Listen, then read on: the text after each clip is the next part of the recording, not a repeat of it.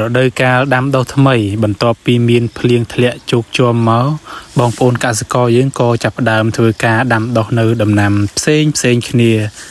សម្រាប់អ្នកខ្លះវិញក៏គេជ្រើសរើសការដាំពោតដាំដលងដាំសណ្ដែកដាំល្ងអញ្ចឹងទៅ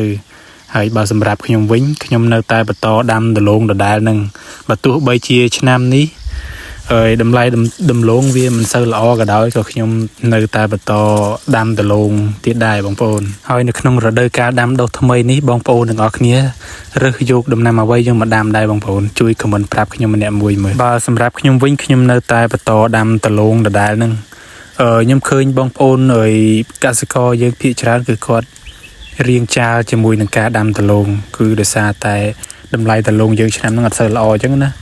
ហើយអញ្ចឹងភាគច្រើនគឺគាត់ងាកទៅការដាំពោតដាំអីមកជំនួសការដាំដលងវិញដោយសារតែហាងឆេងដលងយើងឆ្នាំហ្នឹងវាអត់ល្អដល់អញ្ចឹងទៅគាត់ខ្លាចឆ្នាំក្រោយហាងឆេងវាអត់ល្អទៀតអញ្ចឹងគឺគាត់ពិបាកអញ្ចឹងគឺគាត់ជ្រើសរើសដាំដំណាំផ្សេងច្រើនក្រៅពីដលងហើយភាគច្រើនគឺជ្រើសរើសទៅការដាំពោតបាទដាំល្ងដាំសណ្ដែកដីហ្នឹងដូចបន្ទាប់ផ្សំឯងហើយអាកាសធាតុឆ្នាំនេះដូចអំណោយផលច្រើនដោយសារតែមេឃវាមានធ្លាក់ភ្លៀងធ្លាក់ច្រើនណាស់ដូចឆ្នាំមុនទេឆ្នាំមុនហើយរាំងខ្លាំងអញ្ចឹងដលងពោតអញ្ចឹងដាំដុះហើយជួនកាលងាប់ទៅវិញទៀតបើឆ្នាំនេះខ្ញុំមានអារម្មណ៍ថាវាអាកាសធាតុវាអំណោយផលល្អជាងឆ្នាំមុនអញ្ចឹងណាបងប្អូនឲ្យមើលមេឃគឺថាសតុំគ្រប់កន្លែងរោតែភ្លៀងទេរុនធត់ចិត្តណាព្រះអើយ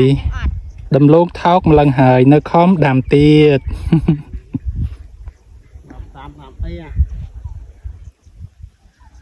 មេឃអ៊ូលអាប់ល្អដល់ហើយមេឃ